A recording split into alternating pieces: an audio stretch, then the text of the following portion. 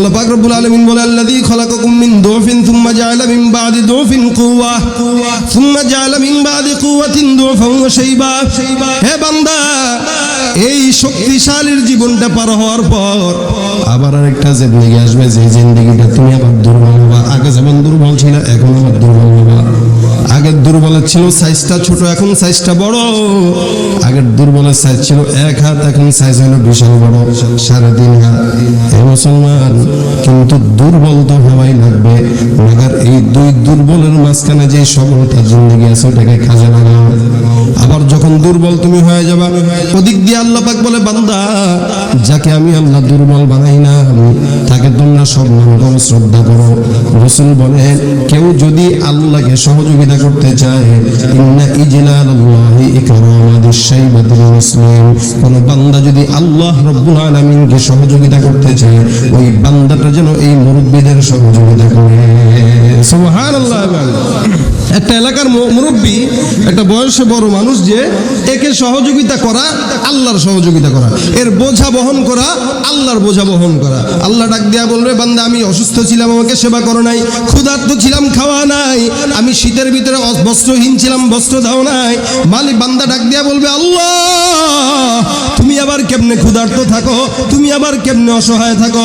রব্বুল আলামিন বলে, আমি মুরব্বি ছিলাম, আমার বান্দা মুরব্বি ছিল, বান্দাকে সহযোগিতা করো নাই, আমাকেও সহযোগিতা হয় নাই। কোন মুসলমান যদি কোনো মুরব্বিকে সম্মান করে, আমি আল্লাহকে সম্মান করব। কোন মুসলমান যদি কোনো বান্দাকে খাবার দেয়, আমি আল্লাহকে খাবার দেব। এই কারণে হাদিস শরীফে রাসূল বলে, কোন বান্দা যদি মুরব্বিদেরকে দেখলে শ্রদ্ধা না করে, জওয়ানদের বাচ্চাদেরকে দেখলে শ্রদ্ধা না করে, ওই ব্যক্তিটা কোনোদিন আবার উম্মত হতে পারে না। অর্থাৎ মুরব্বিদেরকে দেখলে সালাম দেওয়া, এটা রাসূলের আদর্শ, এটা রাসূলের আদেশ। আবার মুরব্বিরাও বাচ্চাদেরকে দেখলে সম্মান করবে, স্নেহ করবে, এটাও রাসূলের আদেশ। এই ততক্ষণ উম্মত হইবা না যতক্ষণ মুরব্বিদেরকে দেখলে সালাম দিবা না। এলাকার ভিতরে মুরব্বিদেরকে সালাম দেওয়া তো দূরের কথা, এখন যুবকরা দেখলে ধাক্কা দিয়ে দৌড় দেয়। আছে ভাই, ধাক্কা দিছে কি সালাম দিস না, দূর বুড়ারা কি সালাম দেবো? আর বুড়াও সালাম দেয় না। বুড়া যদি দেখে জওয়ানদেরকে বলে, ওই তোর বাপের নাম কি? বলে আমার বাপের নাম অমুক। বেয়াদব, তোর বাপের সালাম শিখায় নাই? বলে কেন? সালাম দিস না কেন? মুরব্বি দেখলে ঠিক আছে, আসসালামু আলাইকুম। এখন সালাম একটা দিছে ঠিকই, চেয়ারম্যানের সালাম দেয় ঠিকই, আসসালামু আলাইকুম। মেম্বাররাও সালাম দেয় ঠিকই, আসসালামু আলাইকুম। অর্থ সম্পদ যার আছে তারাও সালাম দেয়, আসসালামু আলাইকুম। যে সন্ত্রাস তারাও সালাম দেয়, আসসালামু আলাইকুম। মাগার এই সালামটা হলো ভয়ের সালাম। এদিক দিয়ে সালাম না, ওদিক দিয়ে সালাম, হয় না? সালাম ঠিকই দিছে, কিন্তু যদি মুরব্বিটা যে নাকি বললো বেয়াদব সালাম শিখলি না, এই মুরব্বি যদি একটা জওয়ানকে দেখার পরে আসসালামু আলাইকুম আগে দিত, 1 দিন 2 দিন 3 দিন 4 দিন যদি আপনি কোনো জওয়ানকে সালাম দেন, জওয়ান চিন্তা করবে এই মুরব্বি মানুষ আমার সালাম দেয়, এটা কেমন দেখায়। দেখবেন 3য় দিনের মাথায় জওয়ানটা ইচ্ছা করে আপনাকে সালাম দিবে, দিবে না? এলাকায় যারা জওয়ানরা আছে এদেরকে মুরব্বিরা আগে সালাম দিবেন, কারণ রাসূল বলে, যে আগে সালাম দিব সে হইল অহংকার মুক্ত। কি? যে আগে সালাম দিল সে কি মুক্ত? অহংকার মুক্ত। তাহলে আপনার যদি অহংকার না থাকে আপনি সালাম দেন, আমি আগে সালাম দেবো। আর আমরা তো আগে সালাম দিই না, আমি সালাম দেবো দেখি, আগে ওয়েট করি, দেখি সালাম সে আগে দেয় কিনা। না দিলে এমনি তাকায় যে কিরে তুই আমার এখনো সালাম দিলি না। যদি দেখে না দেয় নাই, তখন কয় আসসালামু আলাইকুম, নিচের দিকে তাকায় দেয়, মানে একটু ভাবের সাথে দেয়, তোর আমি শিখাইলাম এক মুরব্বি দেখলে সালাম দেওয়া লাগে। এটা হলো অহংকারের সালাম, এটা হলো ফাইজলামের সালাম না। বিনয়ের সাথে জওয়ানদেরকে দেখছেন ও সালাম শিখতে পারে নাই, কার কাছে শিখবে? আপনার কাছেই শিখবে। তা আপনি আগে দেখার সাথে সাথে সালাম দেন, আসসালামু আলাইকুম রাহমাতুল্লাহ। জওয়ান চিন্তা করবে, আরে আল্লাহ, মুরব্বি মানুষ আমার আগে সালাম দিয়ে দিল, হাতে সিগারেট থাকলে ওটা ফালাই দিবে, ফালাই দিয়ে বলবে আসসালামু আলাইকুম কাকা। তার এরপর দিন থেকে আপনি তার আগে সালাম দিতে পারবেন না। শিখাইতে তো হবে বড়দেরকে ছোটদেরকে আগে, ঠিক না? বড়রা আগে ছোটদেরকে শিখাবে, তারপরে ছোটরা শিখবে। এলাকায় কেউ নামাজ আদায় করে না, 5-10 জন যুবকরা মিলে গল্প করতেছেন, আপনি বললেন, হেই তোর বাপ তোর নামাজ শিখায় নাই, বেয়াদব, জাহান্নামে যাবি না, মরবি না, তা তো মসজিদে যাস না কে? তা যান মুরব্বি, আপনার নামাজ আপনি পড়েন, যান, বুজুর্গি মারাই দিয়েছি, একটা কথা বলে দিব। এটা না বইলা 5-10 জন বন্ধু বান্ধব একসাথে নামাজ পড়েন না, আড্ডা মারে, এর ভিতরে একজন নামাজি, সে যদি বলে যাক দোস্ত তোরা গল্প কর, নামাজের সময় চলে আসছে, আমি একটু নামাজটা পড়ে আসি, সে নামাজ একদিন পড়লো, 2 দিন পড়লো, 1 সপ্তাহ পড়লো, একদিন না একদিন এই 10 জন বন্ধু চিন্তা করবে কি আমরা একসাথে আড্ডা দেই, একসাথে যাই, একসাথে চাকরি করি, একসাথে সবকিছু করি, আমরা নামাজ পড়ি না, নামাজের সময় সে একা নামাজে যায়, এটা কেমন দেখায়? একদিন বলবে কি চলো আমরা নামাজে যাই, যাবে না? বলা লাগবে না, সবকিছু বইলা কয়া হয় না, কিছু জিনিস আপনার আদর্শ দিয়া দেখা তারপরে হওয়ানো লাগবে। এতটুকু আদর্শ যদি না শিখতে পারেন তাহলে রাসূলের কিসের উম্মত হলো? মুরব্বীদেরকে দেখলে সালাম করব, শ্রদ্ধা করব, এটা কার আদেশ? হ্যাঁ, কথা বলে না, কার আদেশ? আল্লাহ এবং আল্লাহ রাসূলের আদেশ। মুরব্বীদেরকে যে সালাম না দিবে, শ্রদ্ধা না করবে, সে রাসূলের উম্মতি না, উম্মতি না। রাসূল কারীমের দুধ মা ছিল কে বলেন? হালিমা সাদিয়া। একদিন আসলেন, আসার পরে রাসূল নিচে চাদর, রাসূলের গায়ের চাদর বিছায় দিলেন। তো হালিমা সাদিয়া বলেন, ইয়া রাসূলুল্লাহ, আপনি আপনার চাদর বিছায় দিলেন। হালিমা সাদিয়াকে রাসূল বলে, আমি রাসূল হইতে পারি, কিন্তু আপনি আমার দুধ মা হিসেবে আমার কাছে অনেক সম্মানের পাত্র আপনি, সুতরাং আমার চাদরটা আপনার চাইতেও কম দামি, আপনি আমার চাদরের উপর উঠে বসে যান। সিদ্দিক আকবর আবু বকর রাদিয়াল্লাহু তাআলা আনহু নিজের আপন বাবা আবু কুহাফাকে নিয়ে আসছে, রাসূলের কাছে এসে ডাক দিয়ে বলে, রাসূলুল্লাহ, বাবাকে নিয়ে আসলাম, হুজুর আপনি মেহেরবানি করে ইসলাম ধর্ম শিক্ষা দিয়ে দেন। আল্লাহ রাসূল ডাক দিয়ে বলে, আবু বকর, মুরব্বী মানুষটাকে আমার সামনে না আনলেও পারতা, আমাকে বললে আমি তার কাছে চলে যেতাম।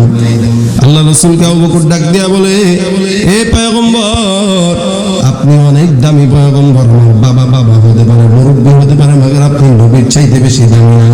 আল্লাহ রাসূল বলে, এ আবু বকরের বাবা আবু কুহাফা, আপনার কাছে ক্ষমা চাই, আমি জওয়ান মানুষ, আপনার কাছে যাওয়া দরকার ছিল, মাফ করবেন। তবে আমি আপনার কাছে একটা দাওয়াত দেওয়ার জন্য এখানে আসলাম। কি দাওয়াত? বলে, আমার হাতে হাত রেখে বায়াত করে কালেমা পড়ে দিন, একবার মুসলমান হয়ে যান। আবু বকরের বাপ ডাক দিয়া বলে, আবু বকর, যেই পয়গম্বরের ভিতরে এতটুকুন ভদ্রতা, একজন মুরব্বীর প্রতি এতটুকুন শ্রদ্ধা, ওই পয়গম্বর কোনোদিন মিথ্যা হতে পারে না। ওই পয়গম্বর সত্য নবী, সেই নবীর হাতে হাতে রেখে বায়াত করে আমি আবু বকর তোমার বাবা মুসলমান হয়ে গেলাম। ভদ্রতার, সামাজিকতা, শ্রদ্ধা দেখে আবু বকরের বাপ মুসলমান হয়ে গেছে। আমাদের ভিতরে শ্রদ্ধা যদি থাকতো, সমাজের ভিতরে কোনো মানুষ, সমাজের ভিতরে মারামারি, দ্বন্দ্ব এগুলো থাকতো না। আমরা আমার বড় ভাইকে শ্রদ্ধা জানি না, মাকে শ্রদ্ধা করতে জানি না, বাপকে শ্রদ্ধা করতে জানি না, মারও পর্যন্ত গালি দেয়, বাপরে পর্যন্ত গালি দেয়। নিজের স্বার্থে আঘাত আনলে তাদেরকেও আমরা বিক্রি করতে তৈয়ার হয়ে যাই। ওই জাতির সমাজে দুর্ভোগ আসবে না তো কোন জাতির সমাজে আসবে বলেন? বড়দের ভিতরে যেই জাতির সমাজে বড়দের সম্মান নাই, ছোটদের স্নেহ নাই, ওই জাতি তো কোনোদিন আল্লাহর কাছে দামি হইতে পারে না। আল্লাহ পাক রব্বুল আলামিন বলেন, বান্দা, এই কারণে মুরব্বীদেরকে আমি যাদেরকে বানাইলাম তোমাদের সম্মানের পাত্র। জওয়ানরা যারা আছেন, এলাকার যুবকরা যারা আছেন, ছোটরা যারা আছেন, খুব ধ্যান করে শুনুন। আজকে থেকে নিয়ত করব, আল্লাহকে সহযোগিতা করার দরকার আছে বেশি না? আল্লাহ রাসূল বলেন, কেউ যদি আল্লাহকে সহযোগিতা করতে চায়, সাহায্য করতে চায়, সম্মান করতে চায়, ওই বান্দাটা যেন তার মুরব্বীদেরকে দেখে সম্মান করে, আগে আগে সালাম দেয়, আগে আগে শ্রদ্ধা করে। মুরব্বীকে শ্রদ্ধা করা, সম্মান করা, আল্লাহকে শ্রদ্ধা করা, সম্মান করা সমান। মুরব্বীদেরকে দেখতে সালাম দেবো তো ইনশাআল্লাহ, জওয়ানরা ইনশাআল্লাহ দেবেন তো। মাকে আমরা ঘরের ভিতরে এগুলো আমরা লজ্জা পাই, মাকে সালাম দিতে, বাবাকে সালাম দিতে লজ্জা পাই। লজ্জা কিসের? সবচেয়ে কাছের বন্ধু তো আমার বাবা অথবা মা, এর চাইতে ভালো বন্ধু তার কেউ হইতে পারে না।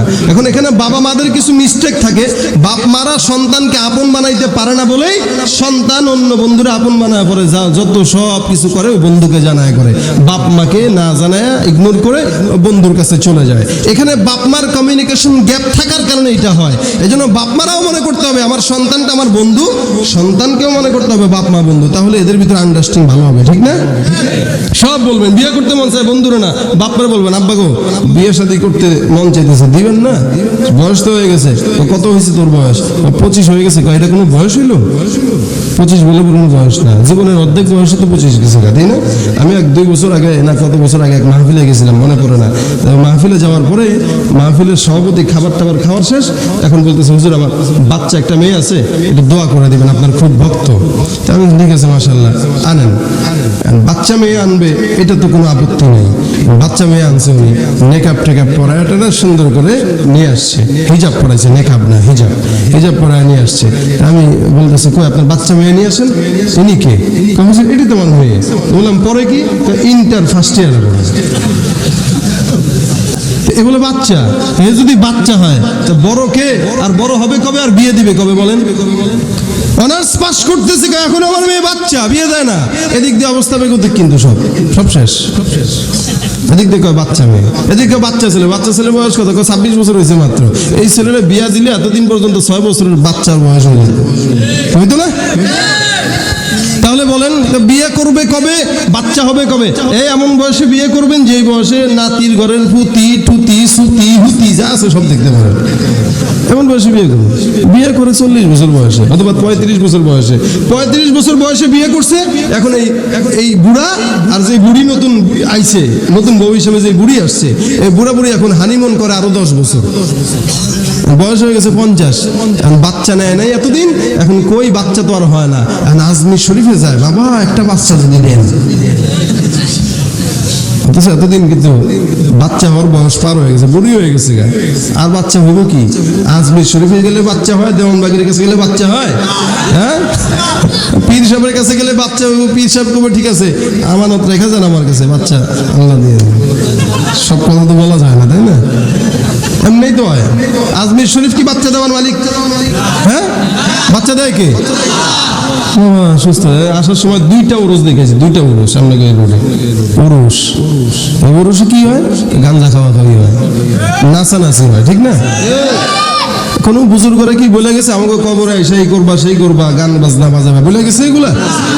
বাবার কাছে যে বাবার কাছে সুস্থতার দোয়া করবা। আরে বাপ যদি সুস্থ দেওয়ার ক্ষমতা রাখতো, বাবার যদি কবরে যাওয়ার পরে কথা বলার ক্ষমতা থাকতো, বাপ বলতো কি জানেন?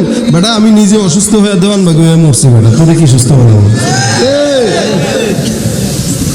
চাইবেন কার কাছে?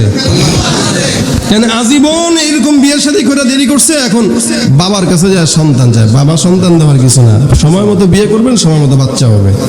এরপরে বিয়ে করার পরে আরো 10 বছর বাচ্চা হয় না, কয় না এই দেশে 2টি সন্তানের বেশি নয়, 1টি হলেই ভালো হয়। কয়দিন পরে কবে না হওয়ার দরকার নেই, তোরা বুড়া বুড়ি এক লগে থাক, তাই ভালো।